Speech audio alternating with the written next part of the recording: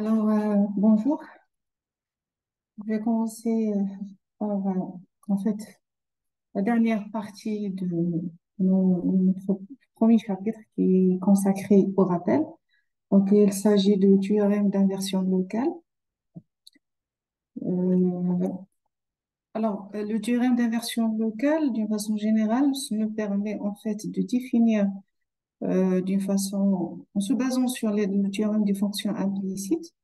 Il nous permet quand même de définir une fonction qui est réciproque, qui fait partie, qui est l'objet d'une restriction de la fonction principale, l'application f, alors qui est réciproque et l'objectif, c'est d'avoir en fait une fonction qui est de classe 1 et sa fonction réciproque aussi est de classe 1, mais elle est définie sur une restriction de l'intervalle de l'ovaire de départ. Alors, on va voir comment on peut faire ça. Bien sûr, on doit avoir des conditions qui seront certainement à vérifier. Donc, donc je vais noter trois théorèmes d'inversion locale. Donc, trois.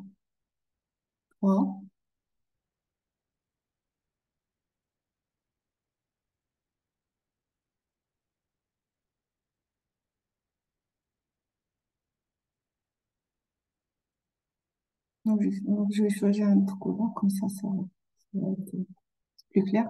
Donc, trois. Nous avons théorème d'inversion locale.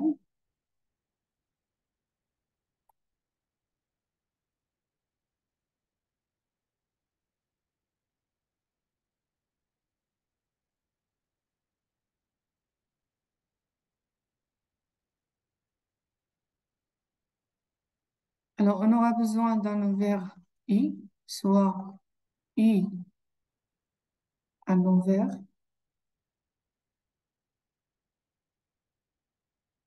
de Rn. Et nous aurons besoin aussi d'une application I définie de I à valeur dans Rn et qu'à chaque X, on fait associer f de X. Il est de classe C1.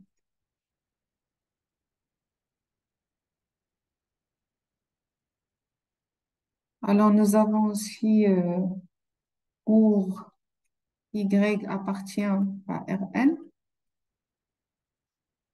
existe, c'est la question qu'on peut poser. Est-ce qu'il existe un X unique tel que Y est égal à f de X? Ça veut dire, encore une fois, f de x moins y est égal à 0. Donc, on revient à notre théorème en fait de fonction implicite. Alors, la question, c'est que, est-ce qu'il existe-t-il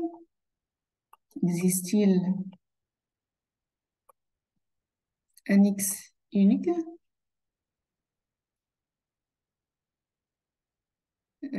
avec x appartient à i, tel que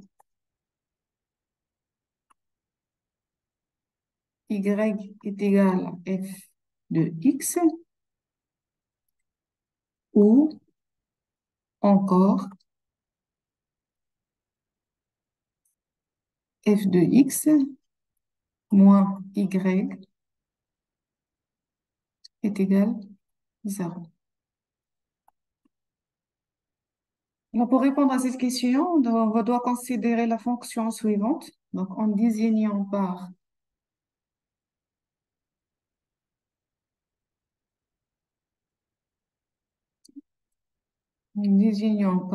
grand F la fonction qui associe chaque x, y à f de x moins y. Et on peut, donc, en considérant, en fait, en échangeant les rôles de la variable x et y, on doit résoudre l'équation f de x, y est égal à 0.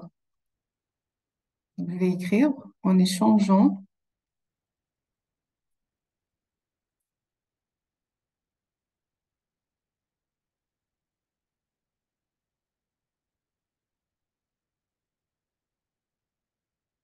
les rôles,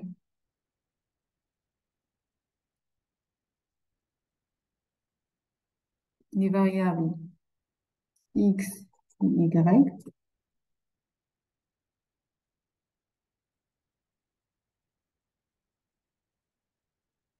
on doit résoudre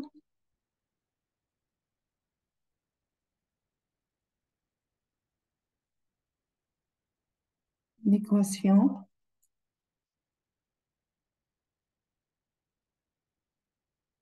f de x, y est égal 0 par rapport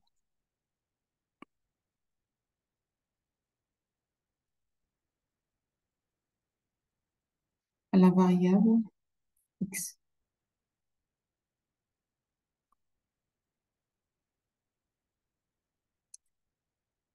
Alors, comme on dit dans les fonctions, donc, on va appliquer certainement donc, le théorème de fonctions implicites. Alors, pour cela, on aura besoin de poser une question. Est-ce que notre jacobien est différent de 0 au point A? Alors, si c'est le cas, donc on suppose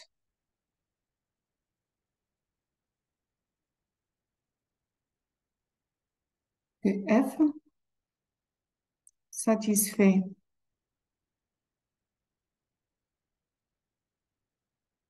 la condition suivante.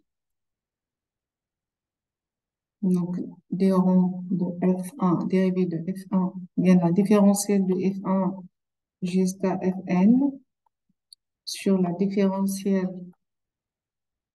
par rapport à la différentielle de x1 jusqu'à xn, appliquée au point A, elle doit être différente de 0, quel que soit A appartient à, pour un point, pardon, A appartient à Fn.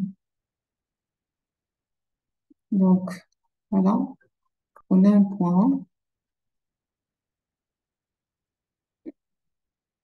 A appartient à Rn.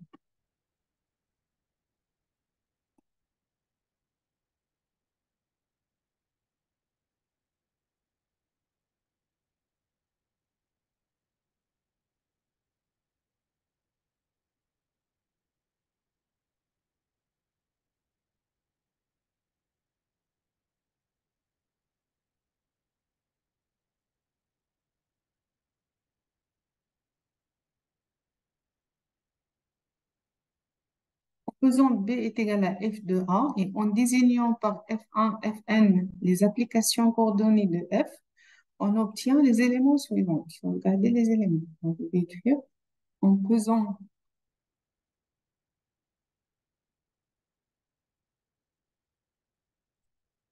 B est égal à f de A.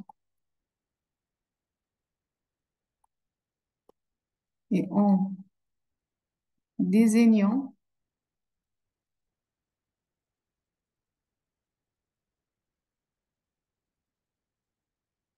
par F1, Fn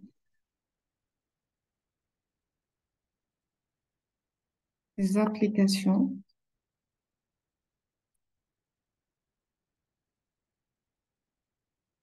coordonnées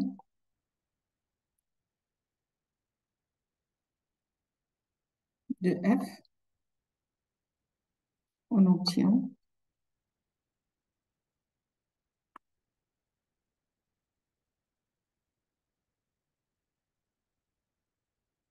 if indice I de AB est égal à 0, donc quel que soit I, allant de 1 jusqu'à n. Et la deuxième condition, la différentielle de f1 appliquée, ou bien le jacobien de f1 par rapport à x1 jusqu'à xn, appliqué au point AB,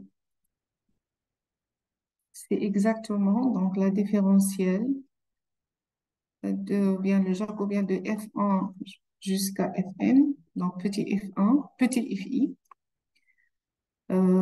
par rapport aux éléments x1 jusqu'à xn appliqués à A différent de 0.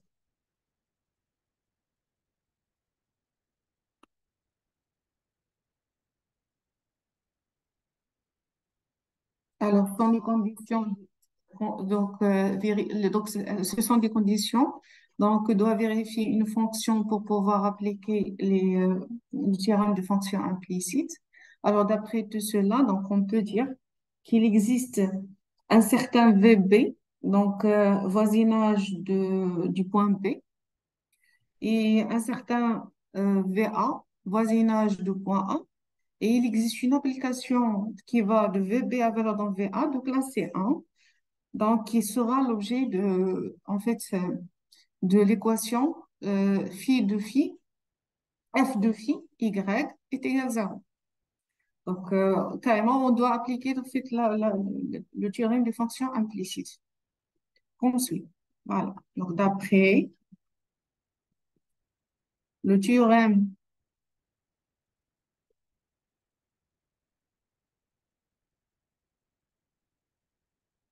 des fonctions implicites,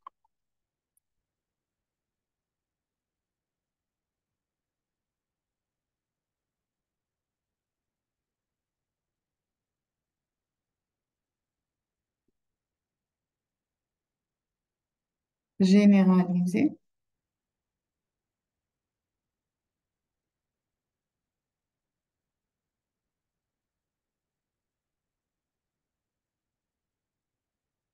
il existe VB à voisinage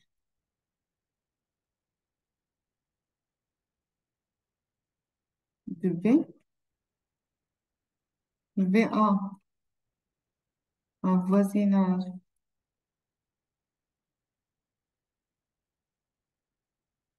de A,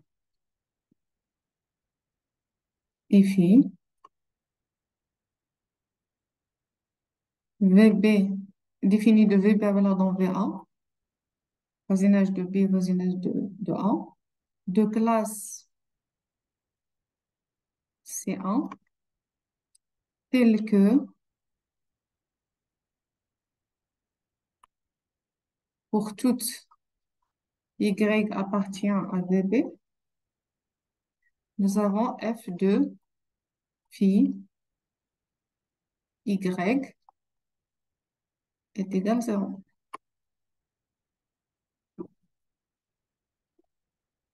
On en déduit l'existence d'un certain X tel que X est égal à phi de Y. Donc, c'est une réponse à la question posée au départ. Alors, on déduit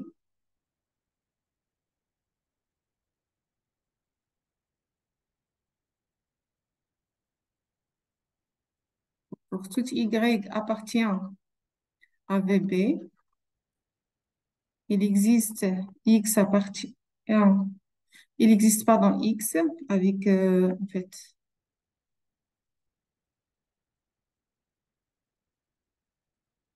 il existe X, si X il est unique, X appartient exactement à VA, donc X il est unique de façon unique,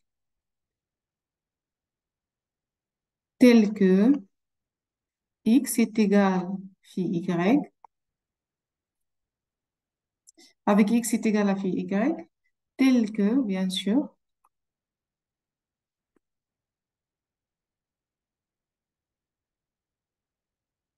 f de X est égal f de phi Y qui est égal à Y. Ça veut dire qu'il existe une fonction définie de VA avec dans VB pour laquelle il existe une fonction qui est réciproque.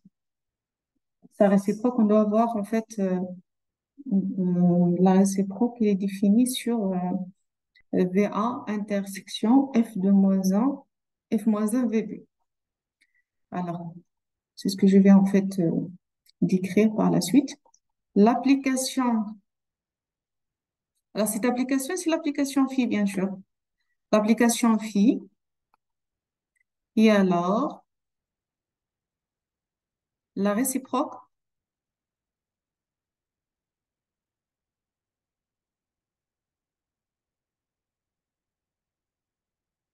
de f a,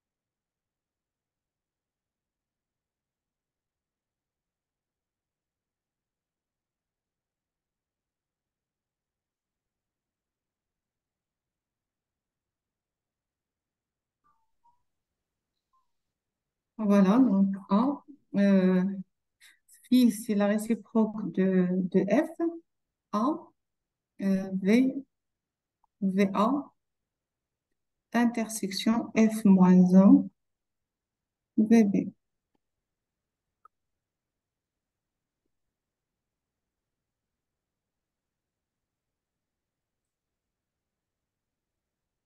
En effet, donc, pour expliquer un petit peu de quoi il s'agit, en effet, pour y appartient à vb,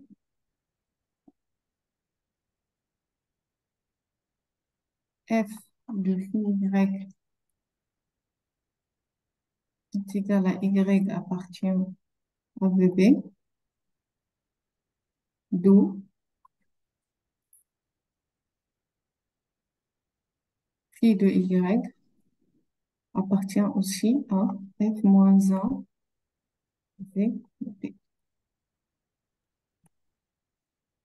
On dit alors, f est une application réciproque locale de f.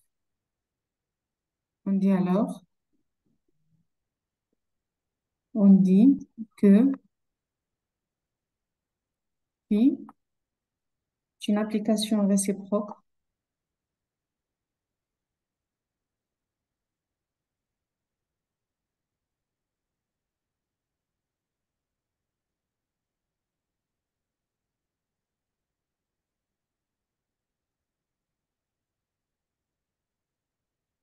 locale de f. Alors, d'où le théorème suivant. Donc, d'où le théorème suivant.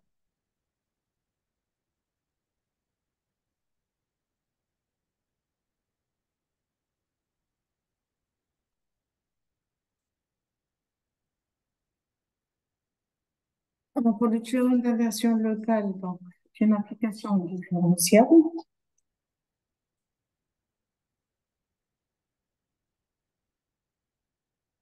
Dans le fait que vous avez une fonction qui est définie d'un ouvert I à valeur dans Rn, et vous avez en fait, la, la, la, la condition de tout à l'heure qui est le jacobien de petit f1, de f par rapport aux variables x1, de x1 jusqu'à xn au point A est différent de 0, alors permet de conclure que l'existence d'un ouvert A de A et l'existence d'un ouvert B de f de A tel que la restriction, regardez, la restriction de f à l'ovaire ou bien au voisinage A est une bijection et l'application réciproque est de classe C1 aussi. Donc, c'est ça le résultat. Regardez. Donc, théorème, d'où en fait la force de ce théorème. Vraiment, c'est un théorème qui est très fort et qui permet en fait de, de définir certaines applications qui est même en fait qui est de classe C1 et qui sont bijectives dans lesquelles on aura besoin pour caractériser certaines surfaces et certains courbes. Alors, inversion locale d'une application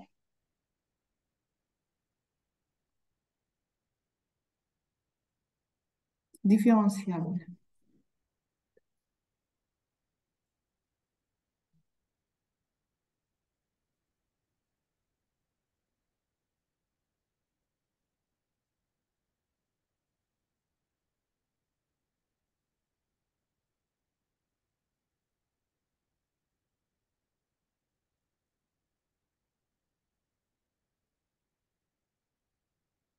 Soit I un envers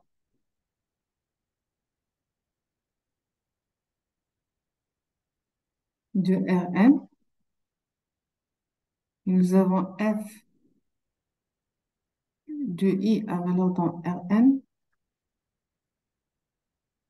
Et à chaque x, on fait associer f1 de x jusqu'à fn de x de classe C1, vérifiant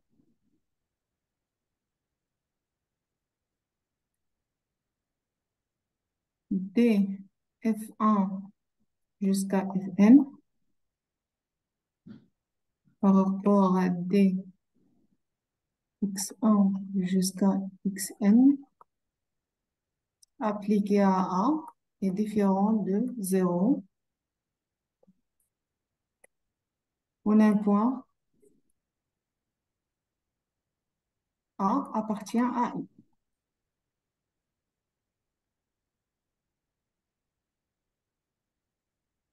Alors, il existe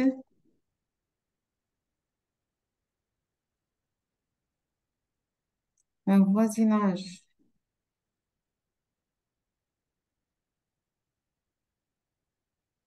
over A de A et un voisinage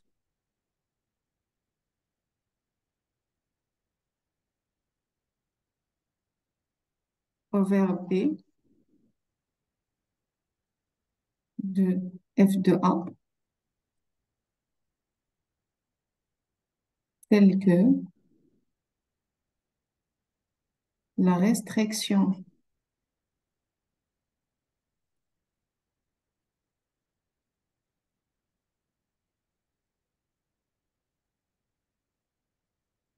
F, euh, F grand A de F à A, soit une bisection de A dans B, soit une bijection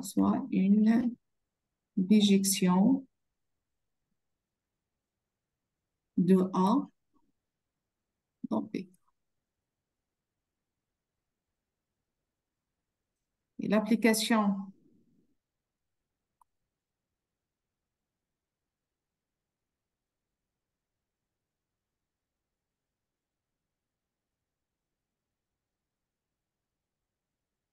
réciproque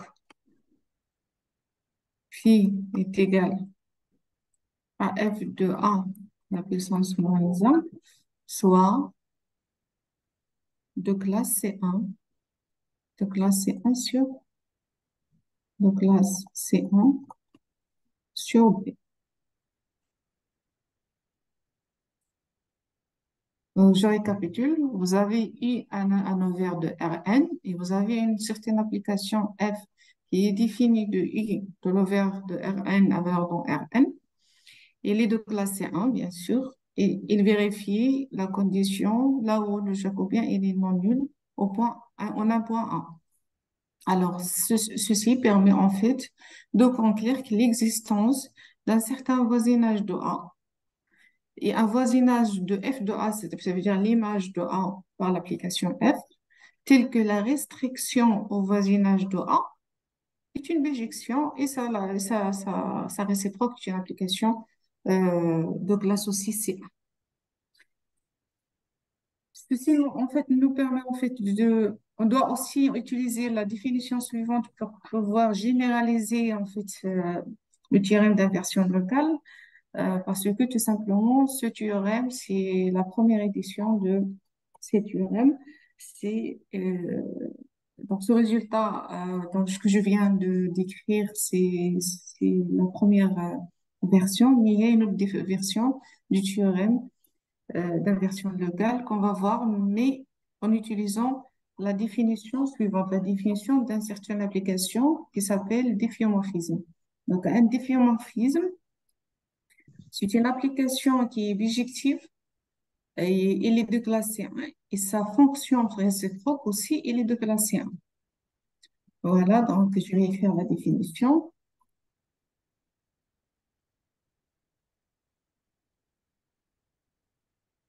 Une définition,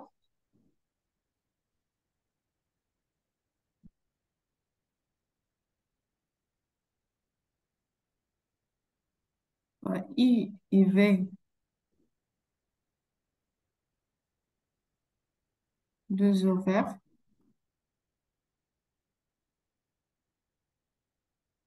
de Rn,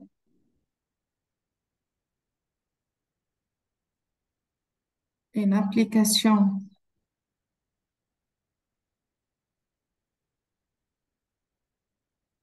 f de I en valeur d'entrée est un difféomorphisme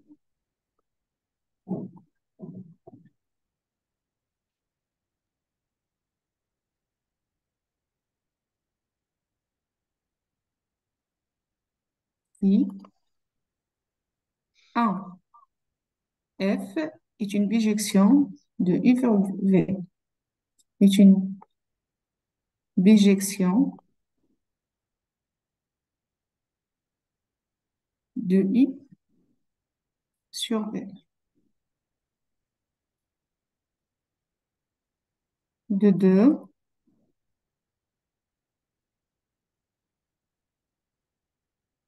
f est de classe C1. Troisième condition, f moins 1 est aussi de classe C1.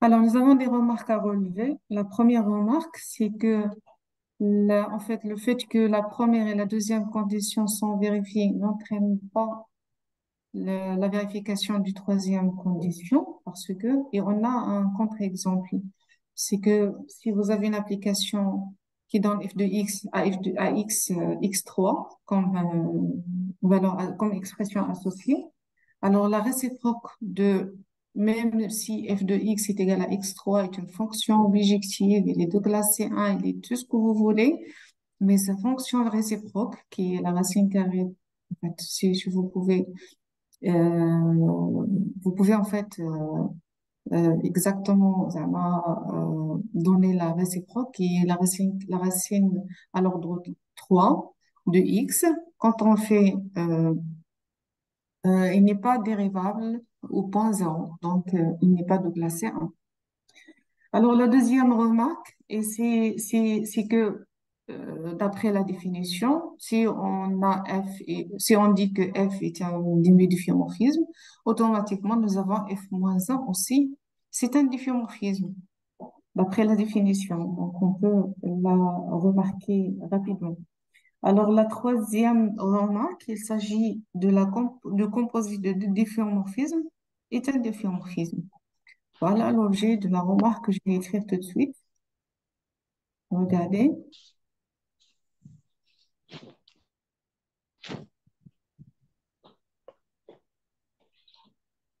Merci d'éteindre vos micros.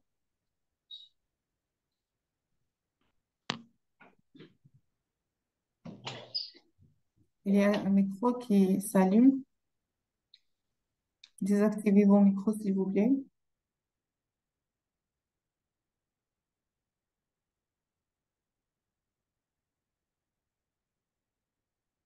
Alors, nous avons la première remarque. Les conditions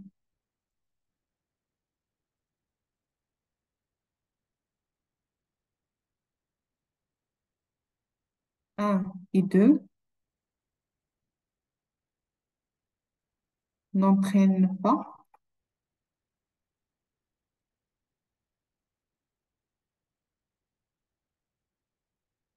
la condition 3.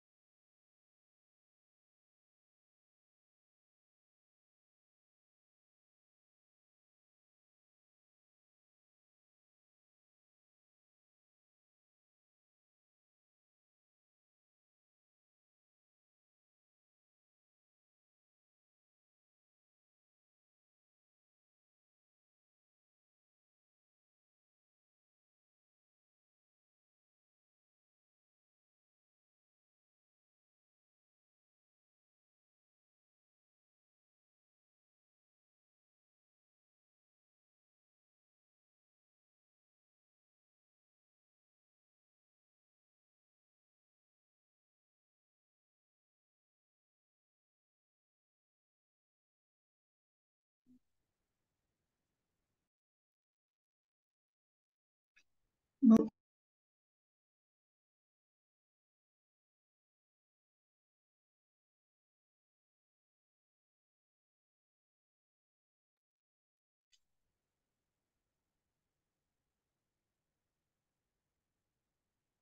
Recording in progress.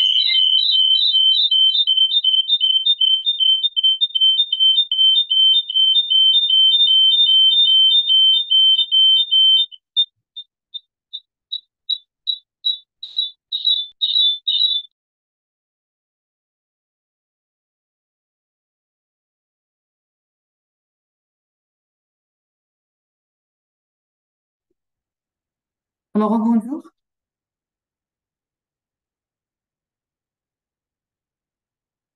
Il y avait un problème technique. Est-ce que vous m'entendez, s'il vous plaît? Vous Oui, arrivez à madame. m'entendre? Oui, D'accord. madame. Je reprends.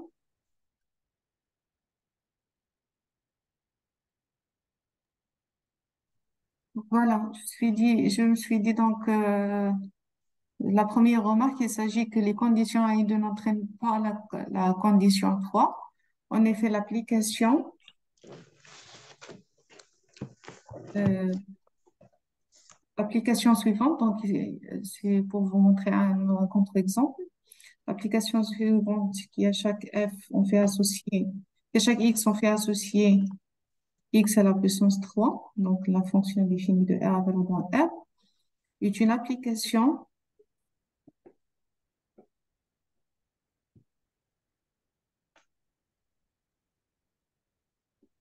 c'est un bijectif ou bien une bijection, c'est une bijection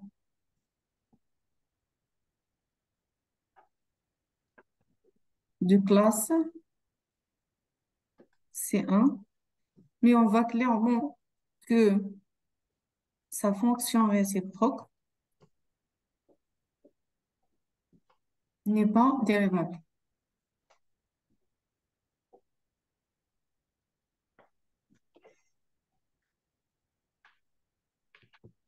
en zéro. La deuxième point, alors si f est un difféomorphisme,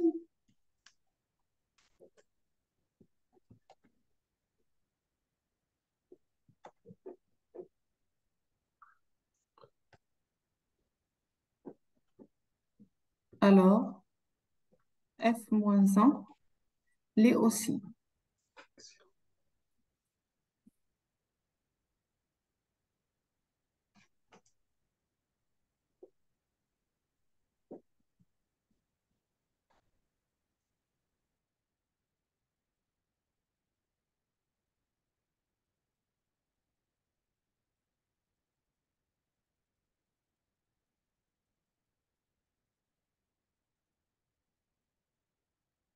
Un difféomorphisme.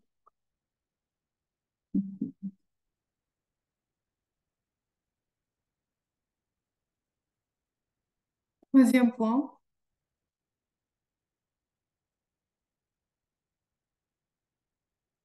si f défini de i à valeur grand V, et g est défini de v à valeur dans W, sont des CK difféomorphismes, bien sont des difféomorphismes.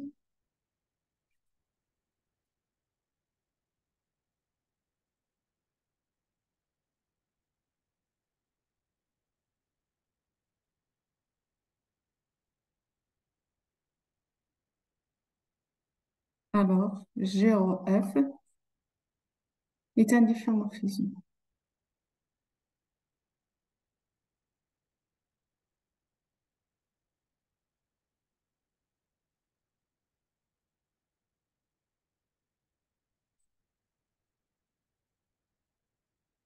Alors, dire que F est un difféomorphisme, ça veut dire que F, tout d'abord, est de classe C1, il est bijectif, sa réciproque aussi, il est de classe C1.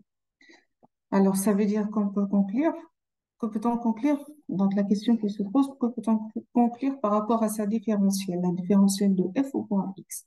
Alors, comme la différentielle de F au point X est une fonction d'une application linéaire, ça veut dire quoi que f est de classe 1, ça veut dire qu'il est continu et sa différentielle est continue aussi. Et on a dit que f est de classe C1 et sa bijection aussi est de classe C1, ça veut dire que sa différentielle est, est bijectif aussi. Et le fait de dire que une application linéaire est bijective, ça veut dire que nous avons une application linéaire qui est isomorphe. C'est un isomorphisme. D'accord, donc c'est l'objet de la proposition suivante.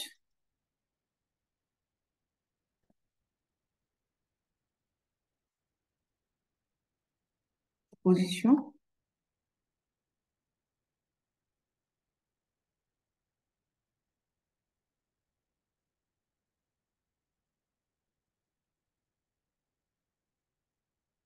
fois U et V, 2 ovaires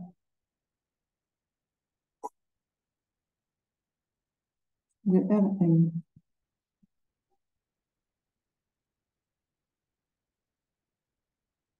Et nous avons F défini de I à valeur dans V, un difféomorphisme.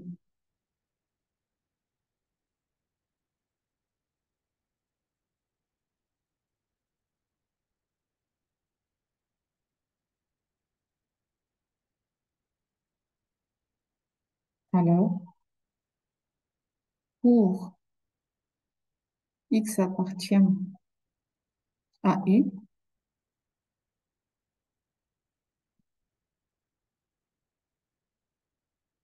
la différentielle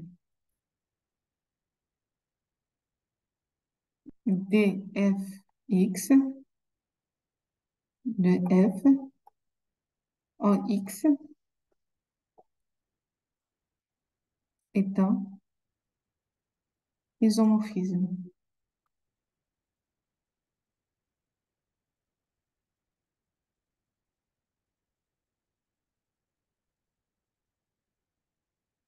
Et on a l'égalité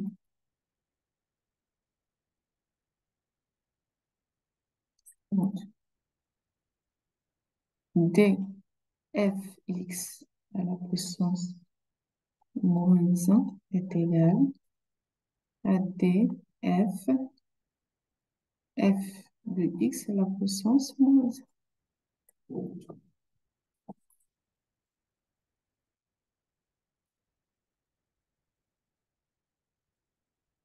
Alors, si on veut généraliser un petit peu, on arrive au point, dans une nouvelle version du théorème d'inversion de Lequel. Alors, puisque on a défini le difféomorphisme, alors donc l'application qui sera l'objet de la restriction de f à un intervalle, à un envers U', ou bien un voisinage de A U', doit être une application chère, bijective, ou bien de classe 1, mais aussi il doit être une application qui est difféomorphisme, d'après tout ce que nous avons étudié jusqu'à présent. C'est l'objectif en fait du théorème suivant, du résultat suivant. Donc, il s'agit de nouvelle version du théorème d'inversion locale. Regardez la nouvelle version.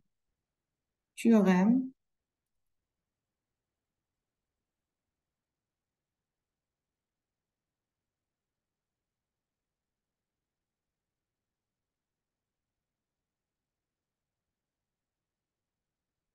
théorème d'inversion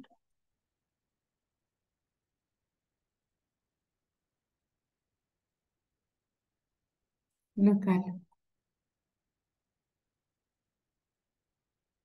Nouvelle version.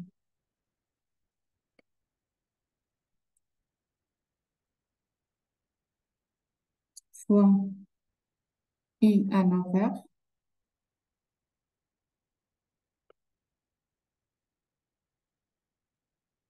de Rn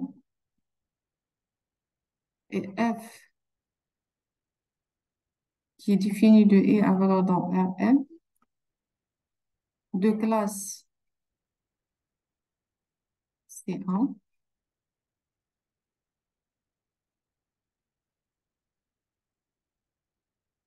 On suppose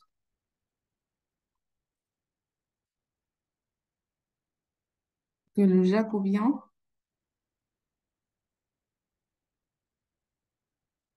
de F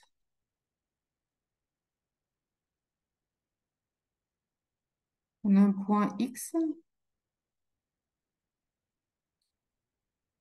de U est non nul.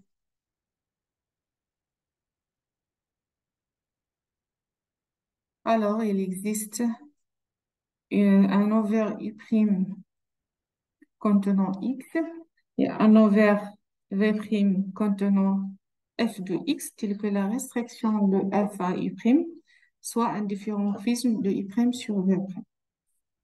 Alors,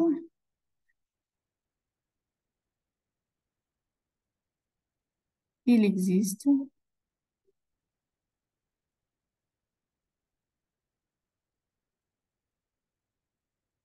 un ovaire U' contenant X, U' inclus dans U,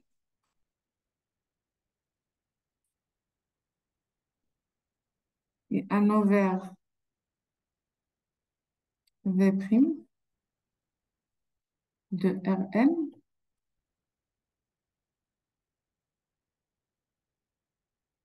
contenant F de X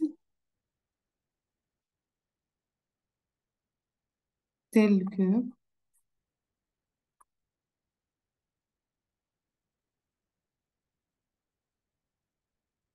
la restriction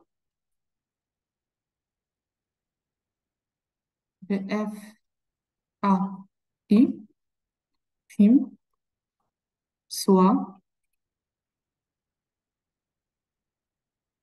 un difféomorphisme.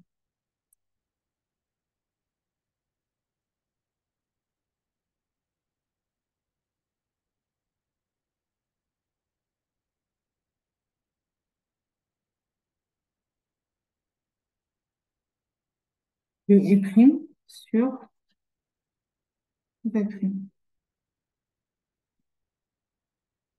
Je récapitule, vous avez le théorème d'inversion locale pour sa nouvelle version. Il s'agit donc vous devez avoir un certain ovaire U de Rn et une application U de Rn euh, à valeur dans Rn, de classe C1. On suppose que le jacobien de f en un point X est non nul. Donc maintenant, d'après ce qui précède, nous avons, il existe un ovaire U' contenant X avec U' incluant U, et un ovaire V' de Rn contenant f de X, tel que la restriction de f à U' soit un difféomorphisme de U' sur V'.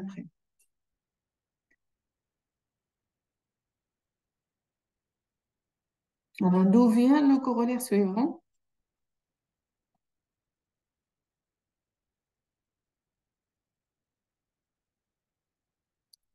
Corollaire.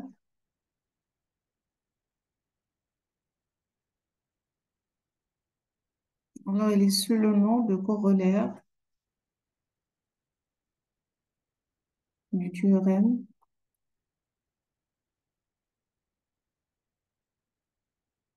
d'inversion locale.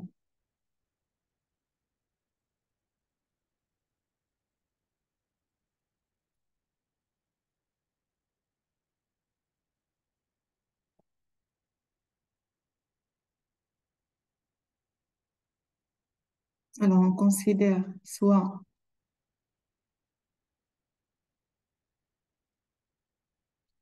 avec un T, soit U, un ovaire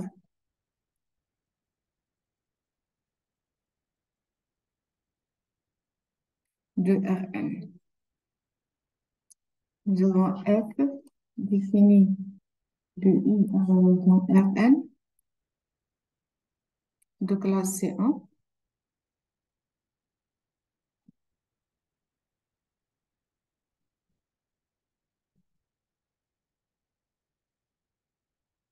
injective,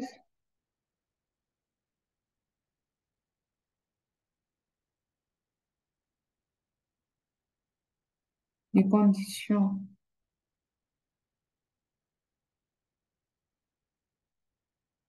suivantes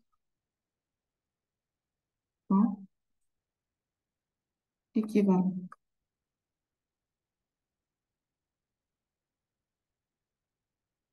Équivalentes.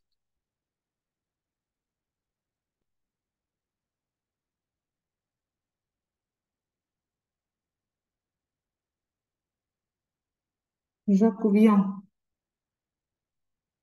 on a un point jacobien par rapport à x1 jusqu'à xn. On a un point x qui est différent de 0 en tout point. Ça veut dire une généralisation de la notion en tout point x appartient à U. Il est équivalent à dire que f de u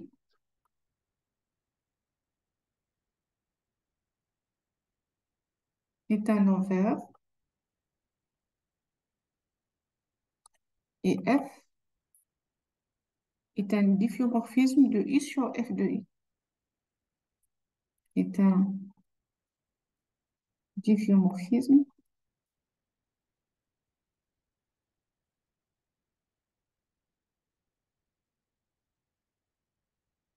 de u sur f de u. Ça veut dire quoi? Donc, d'après le théorème de la version locale, surtout dans sa version, la nouvelle version. Donc, si le jacobien, il est en tout point de u différent de zéro, donc on peut en tout point définir un difféomorphisme f qui est l'objet de la restriction de f sur au voisinage de x. Ça veut dire en d'autres termes, on peut définir un f qui peut être l'objet d'un difféomorphisme de u sur f de u.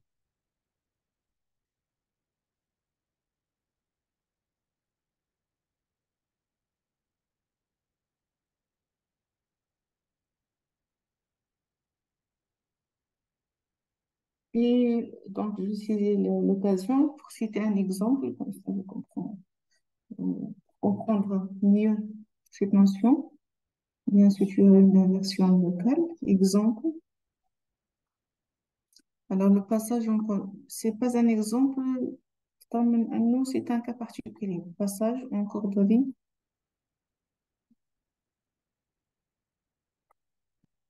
polaires. C'est plutôt un cas particulier. Alors, considérons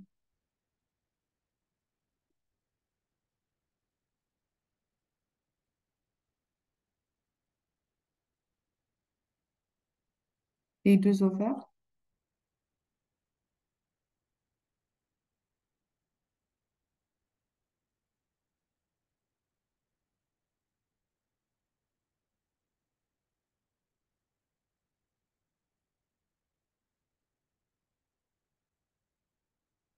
considérons nos deux ovaires,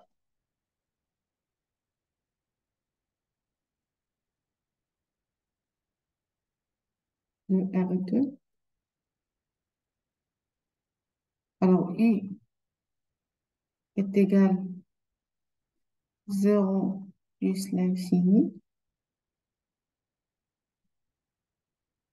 fois moins P. P. Et V est égal à R carré D. Où D, c'est quoi? Donc, c'est l'ensemble défini comme suit. ED et l'ensemble des X, Y appartient à R carré tel que Y est égal à 0 et X est inférieur ou égal à 0.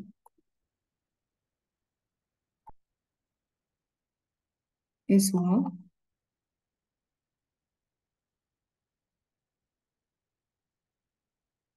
F de I à valeur grand V, et à chaque R θ, on fait associer R cosinus R cosinus θ, R sinus θ,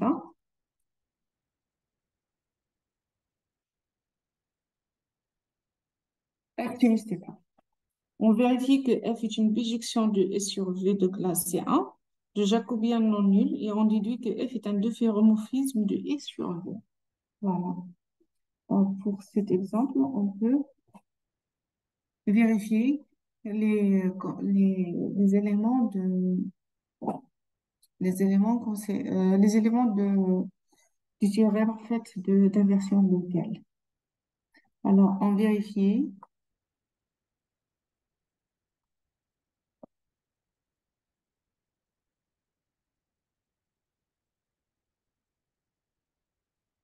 que F est une bijection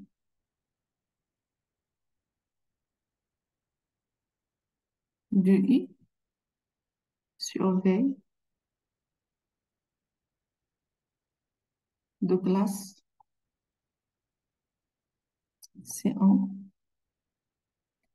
et de Jacobien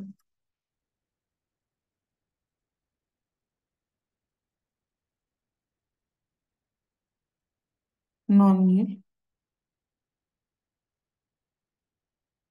Et d'ailleurs, donc il est clair qu'il vérifie ces conditions-là. C'est une bijection et elle est de classe C1. Ce sont des fonctions trigonométriques, ce sont des coordonnées polaires. Et le jacobien est non nul. Ceci, donc, c'est d'après les calculs. D'après ces conditions-là, nous avons donc toutes les conditions qui permettent d'en déduire l'existence d'un certain, une application F, qui est l'objet, qui est un difféomorphisme de I sur V. Donc, on en déduit. C'est facile à vérifier. Donc, je passe directement à donner la conclusion. On en déduit que F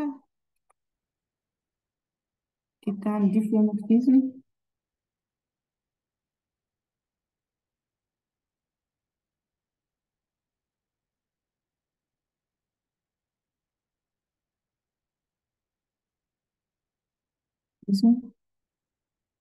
de I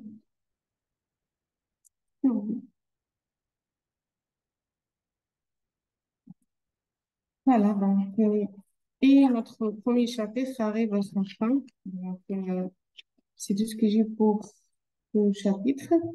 Donc, maintenant, après la pause, on va commencer un nouveau chapitre qui est sur les courbes dans R, les courbes en fait dans Rn. Voilà, donc je pense qu'on prendra une petite pause avant de commencer en fait, le nouveau chapitre. Voilà, donc vous avez 15 minutes et on reprend. D'accord? D'accord, madame.